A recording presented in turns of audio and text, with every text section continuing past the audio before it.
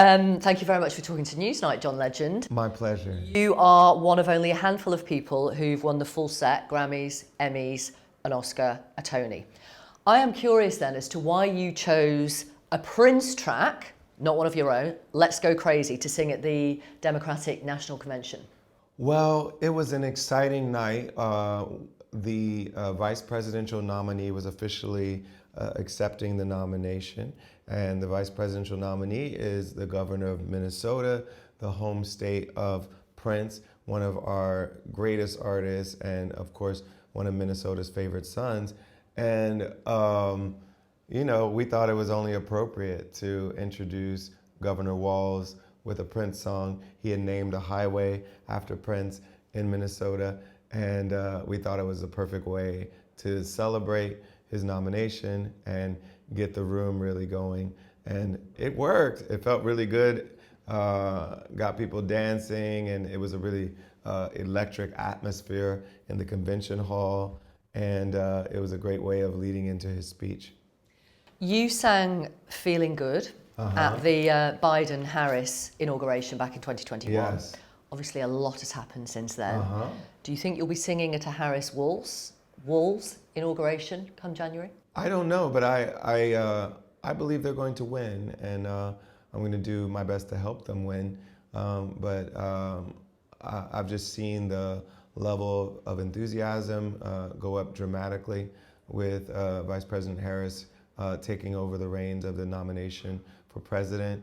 And I'm so thrilled by the excitement that I'm seeing and how well she's performing on the campaign trail, not only in speeches and campaigning, but I thought she did a masterful job in the debate, and she's been a remarkable candidate, and I think she's going to make a great president. You've said that your 8-year-old daughter Luna looks up to Kamala Harris. Yes. Why? Well, we got to spend some time with Vice President Harris because Chrissy and Vice President Harris did an event together. Chrissy is your wife? Chrissy is my wife, and Chrissy's been a big advocate for reproductive rights in the U.S. And as you know, because of the Supreme Court decision, reproductive rights have been taken away in the United States in a lot of states, and it was formally guaranteed by Roe versus Wade, and that guarantee has disappeared now because of the Dobbs decision.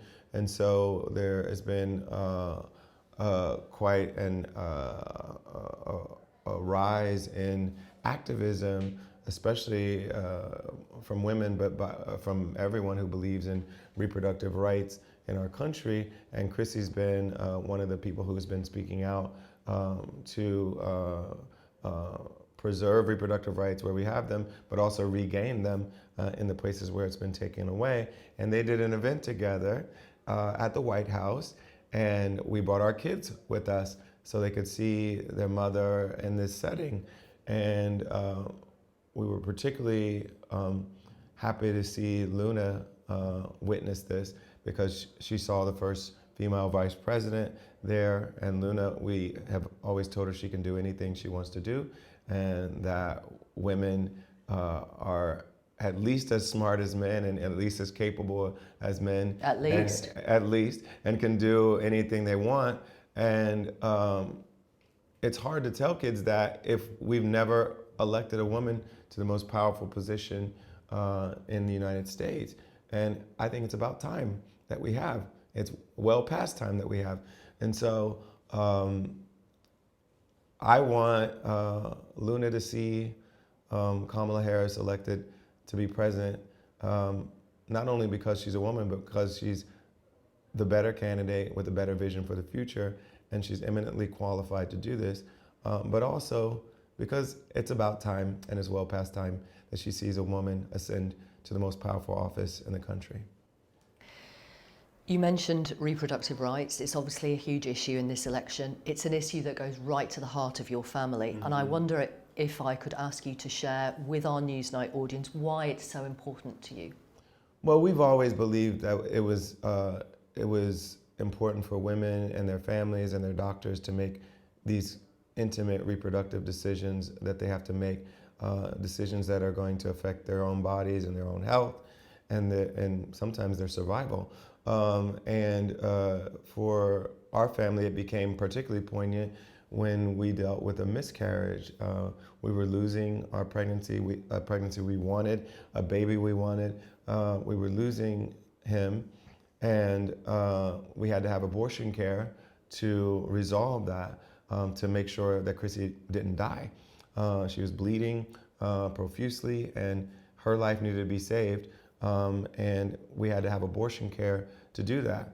And having that experience really informed us about the range of reasons that people may need an abortion, and how intrusive it would be for the government to have any say in that kind of conversation and that decision. Could you imagine us going through the tragedy of losing a pregnancy, the physical duress that Chrissy was going through to resolve that, and having to deal with, at the same time, legal red tape out of concern that the doctors might get arrested, or that she might get arrested for doing what they needed to do to preserve her life.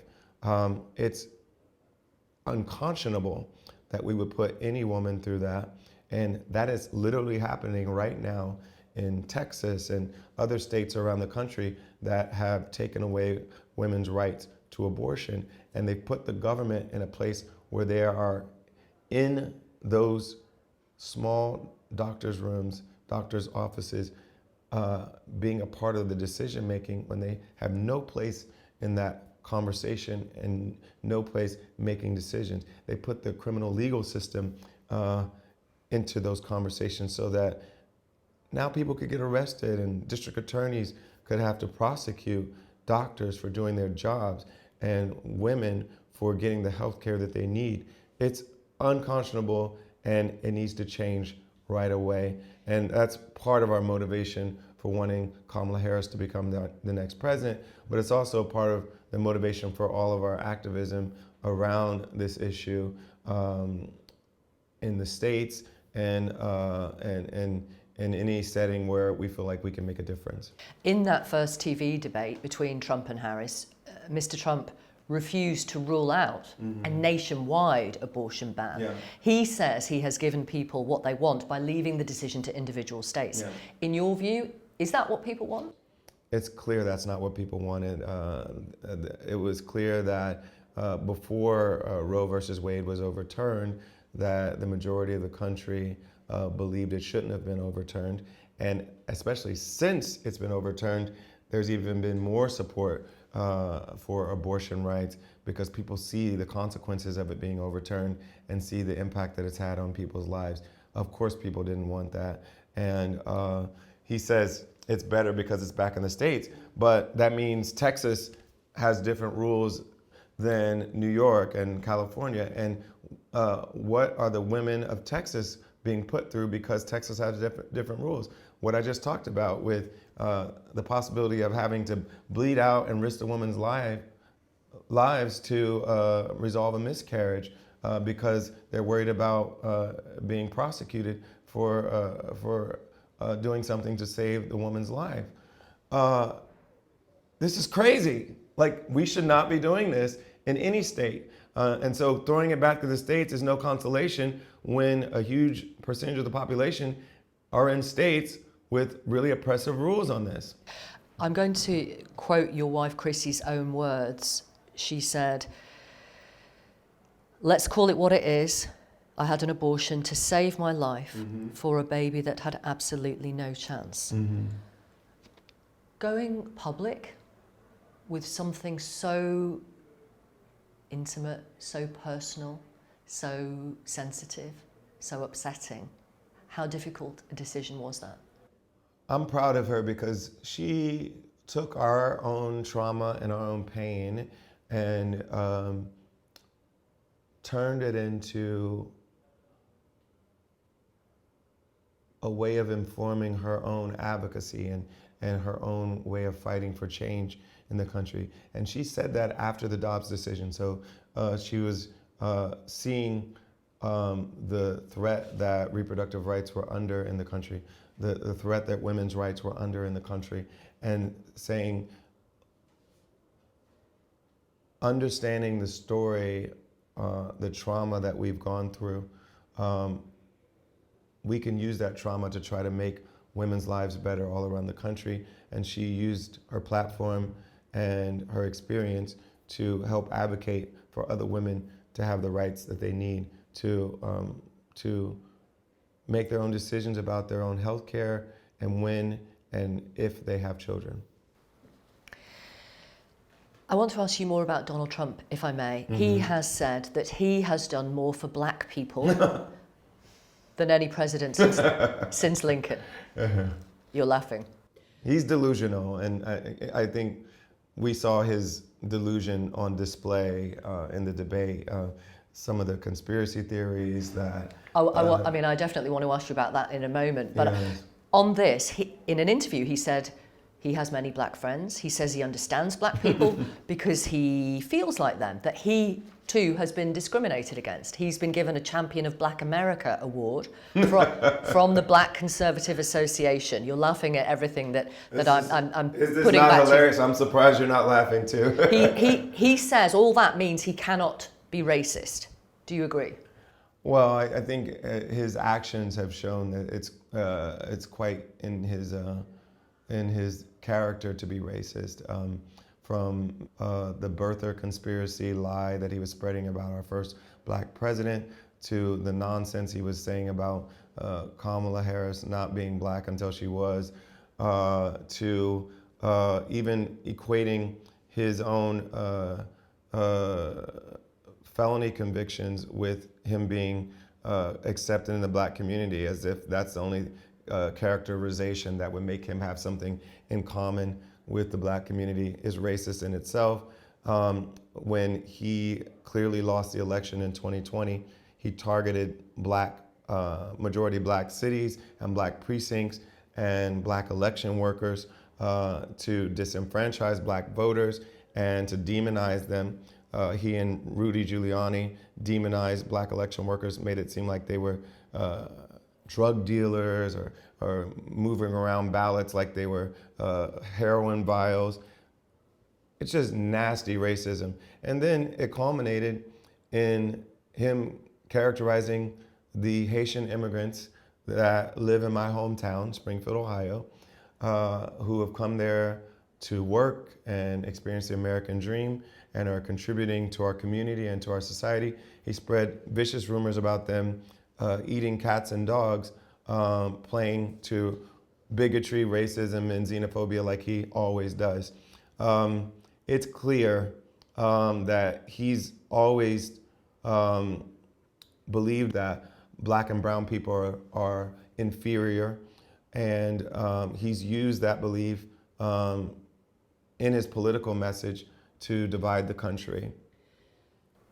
In terms of Springfield, where you're from, you said that's where your roots are. Mm-hmm. A spokesman for the city has said there have been no credible reports that any immigrants have eaten the town's cats and dogs, eaten the town's pets, and that is backed up by the police division.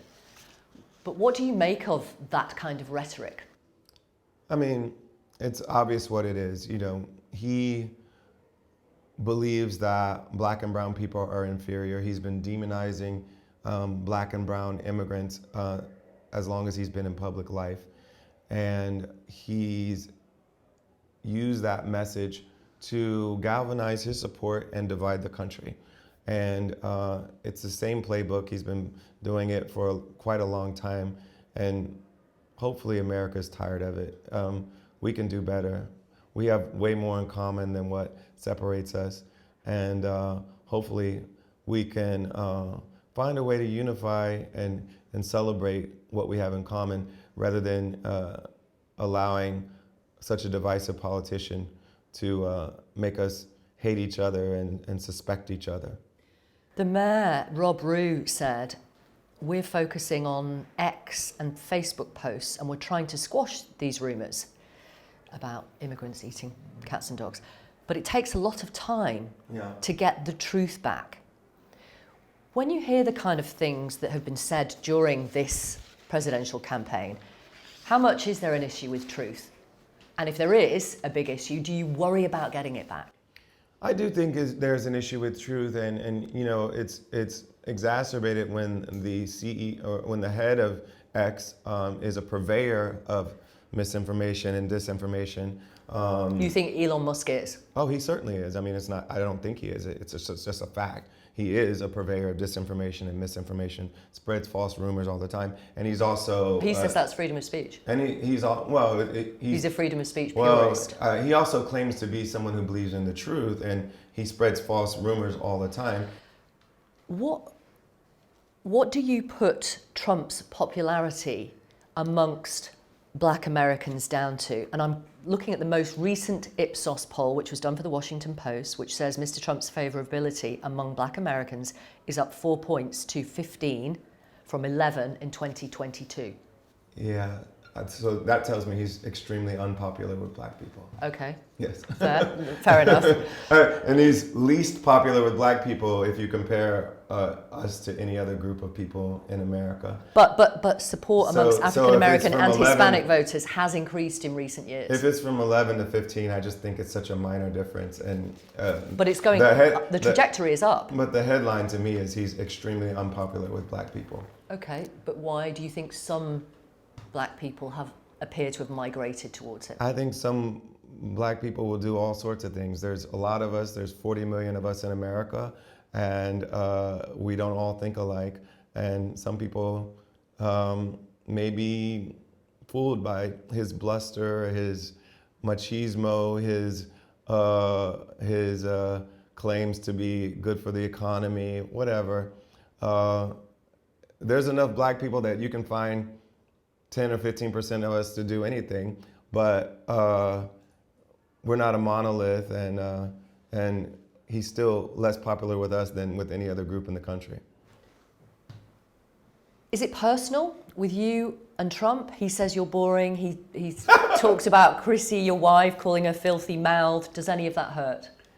Not at all. I think I have such contempt for him as a human being and his character. He's a liar. He's a narcissist. And so if he doesn't think highly of me, I wear that as a badge of honor. In your song Glory, which featured in the film Selma, you sing about Rosa Parks and the bus and the civil rights movement of the 60s. In your view, is there still an ongoing civil rights struggle all these years later in the States? You know, I think there have been kind of ebbs and flows when the civil rights movement has been more palpable in the country. And obviously we had quite a peak of that movement during 2020 and 2021 in response to George Floyd's murder in Minnesota. And since then, there's been quite a backlash, and some of the energy has subsided around it. Partially, I think, because there haven't been as many public examples of those kinds of deaths and murders like George Floyd's was. The fact that it was caught on tape, the fact that it was during a time when we were all on lockdown, I think all of that kind of affected how much attention was put on it. And so I think the level of activism has certainly come down from that peak. And I don't look forward to another moment like that so that we can inspire more activism. I don't want that to need to be the case for us to have the activism we need.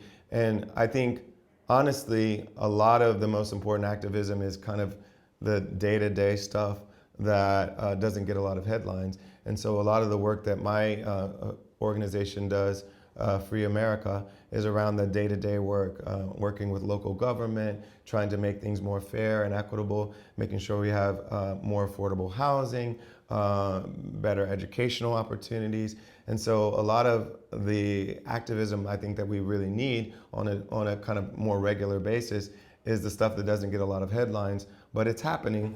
And it's key. It's absolutely key to life chances, isn't it? Absolutely. It's really key to actually changing the structures and the systems that affect people's lives. And so that's what we're really working on right now. You and of course now Taylor Swift are among a very high profile list of celebrities who are backing Kamala Harris. Sure. Do you think it has any effect on voters? I don't know that all of it has an effect, but I'm pretty aware that Taylor Swift is extremely influential, and especially with a certain group of people, especially with young girls, and some of those young girls are 18 and are going to be eligible to vote, and they may not have been paying attention to the election as much as people like me, and having her highlight who she's supporting, but also inform them about how to register to vote and where they can go to do that, I think is really powerful. And I'm glad that she's using the massive influence she has to educate the public and inform them how she's going to vote based on her own values. And I thought she did it in a very nice tongue-in-cheek way with the cat and the signing off as the childless cat lady to make it clear that she was paying attention when J.D. Vance was making his statements about what he thinks of women's role in society. You're here in the UK to promote an album of lullabies and Yes. sing-alongs aimed at children. Yeah. It's called My Favourite Dream. And alongside some classics like You Are My Sunshine, which we used to sing to my boys, there are 9 new songs by you. Were these inspired by your own children? Absolutely. The songs, I wrote them at home. First time I ever wrote an album at home in our piano room there.